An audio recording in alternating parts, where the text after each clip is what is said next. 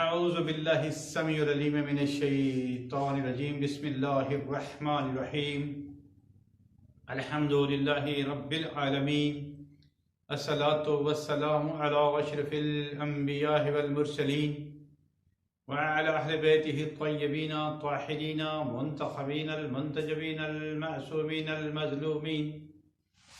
اما بعد فقد قال تبارک و تعالی فی قرآن الحکیم والفرقان الحمید وَمَا أَرْسَلْنَاكَ إِلَّا رَحْمَةً لِلْعَالَمِينَ صلوات پڑھ لیجئے اللہم صلی علی محمد وآل محمد ان اللہ وملائکتہ یصلون علی النبی یا ایہا الذین آمنوا صلوا علیہ وسلموا تسلیما اللہم صلی علی محمد وآل محمد بسم اللہ الرحمن الرحیم ان دین عند اللہ الاسلام صلوات پڑھ لیجئے اللہم صلی اللہ محمد وعلی محمد۔ ارباب دانش مومنین کرام، نہایت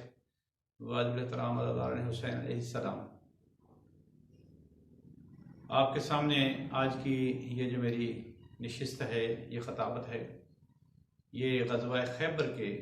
معاملات میں ہے۔ یہ غزوہ خیبر کے لیے جب رسول اکرم صلی اللہ علیہ وسلم نے تیاری کی تو تمام صحابہ اکرام چیم گوئیاں کر رہے تھے آپس میں کہ جتنی جنگیں پچھلی ہوئی ہیں، کیونکہ خیبر کی جنگ آخری غزوہ ہے رسول مآب کے تمام زندگی کے حصوں میں جتنی جنگیں ہوئیں، تو جتنے کفار مکہ تھے وہ مدینے میں بھی ہجرت کی پاک نبی نے، تو جنگ لڑنے کے لیے کفار وہاں پر آ کے جنگ لڑتے، جنگ احد، جنگ بدر، جنگ خندق، وہ یکے بعد دیگرے میں انشاءاللہ خطابت میں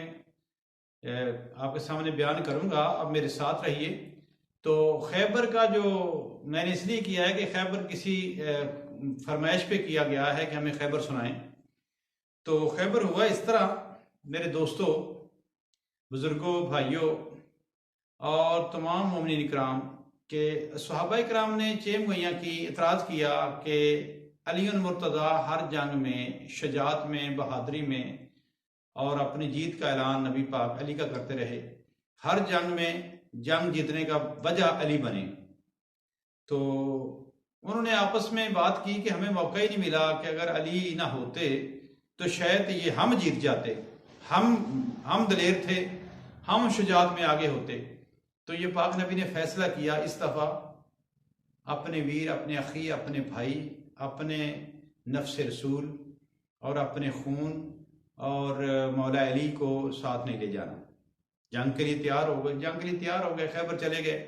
اونٹوں پہ، گھوڑوں پہ سامان لاد لیا، کھانے پینے کے اشیاء چلے گئے۔ وہاں جا کے جب باہر جا کے خیبر کا قلعہ تھا، مرحب جو کافر تھا، وہ یہودیوں کا ایک اتنا بڑا قلعہ تھا کہ اس کے اوپر کسی کی جرت نہیں تھی کہ وہاں سے کوئی گزرے، اتنے وہ طاقتور، اتنا وہ اس کا قد تھا، اتنا بڑا تھا وہ۔ تو اس کی ماں نے اسے کہا تھا کہ تو کسی سے نہیں ہار سکتا، مگر ایک نامی، حیدر نامی ہستی آئے گی، مدینے کا رہنے والا ہوگا، کیونکہ علم اس کے بعد جیسے فرعون کے حواریوں کے پاس علم تھا نا کہ وہ بتاتے تھے موسیٰ آئے گا، ایسے ان کے پاس بھی رکھے ہوئے تھے علم والے، وہ جو پڑھتے تھے۔ وہ حواری کہنے لگے کہ حیدر نامی جو ہے، ان کی والدہ کو بتایا، پھر اس نے کہا وہ اس کے ہاتھ تیری موت، وہ تیری شکست کرے گا۔ تو وہ ایسے انتظار ہی کرتا رہا، جب نام پوچھتا تو وہ نام کسی کا حیدر نہیں تھا، اس لیے وہ مطمئن ہو کر کہتا میں آؤں۔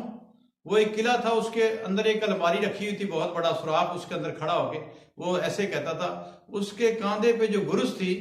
وہ تقریباً لکھا گیا ہے کہ 100 من کی تھی، اتنی وزنی تھی، اس کے اوپر ہیرے جواہرات جڑے ہوئے تھے، اور اس کا قد بڑا تھا، طاقت اس کی اتنی تھی کہ خیبر کا جو دروازہ تھا اتنا بڑا تھا، اس کی چابی کو 12 بندے کاندھے پہ اٹھا کر لاتے تھے۔ اب اندازہ لگائے تالا کتنا بڑا ہوگا، اب تالے کا بڑا ہونا، اب اندازہ لگائے خیبر کا دروازہ کتنا بڑا ہوگا۔ تو اس لیے اس پہ جب خیمے لگائے گئے رسول مآب صلی اللہ علیہ وسلم نے، تو آپ اپنے لیڈروں کو، اپنے صحابہ کو کہتے چلو جاؤ جنگ لڑو۔ تو وہ جاتے، جنگ پہ تیاری کر کے، ذرا سامان، تلوار پہن کر اور اپنے اوپر جو جتنا سامان تھا جنگ کا، وہ لباس لوہے کا پہن کر جاتے، اور جب سامنے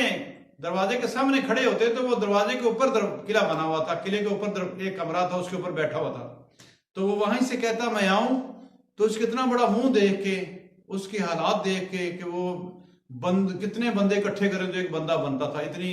اللہ نے اس کی شکل بڑی بنائی تھی، اس کے اعضاء ہاتھ پاؤں بڑے بڑے بنائے تھے، تو وہ گھبرا کر بھاگ جاتے۔ یہ سلسلہ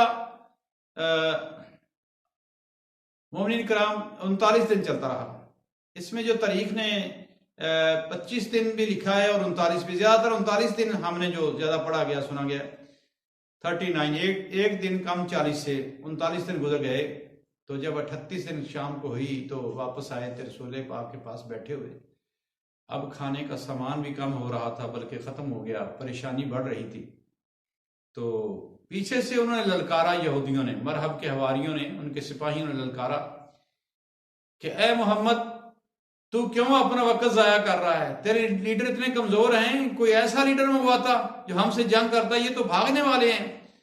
تو رسول مآب نے جب یہ ان کی بات سنی تو فوری آواز قدرت آئی، آپ نے اس کا انتظار کیا، وحی الہی کا منتظر نبی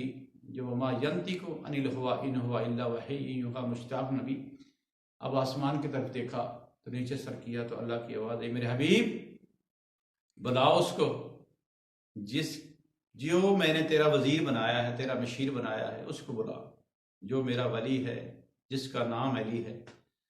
تو پاک نبی نے وہاں پڑھا نادی علی مذہلا جائے تائدون لک فی النوائب کل ہم و غم سین جلی بعظمتک یا اللہ، بے نبوتک یا محمد صلی اللہ علیہ وآلہ وسلم، بے ولایتک یا علی یا علی یا علی یا علی ادرکنی ادرکنی فی سبیل اللہ، یہ کہنا تھا۔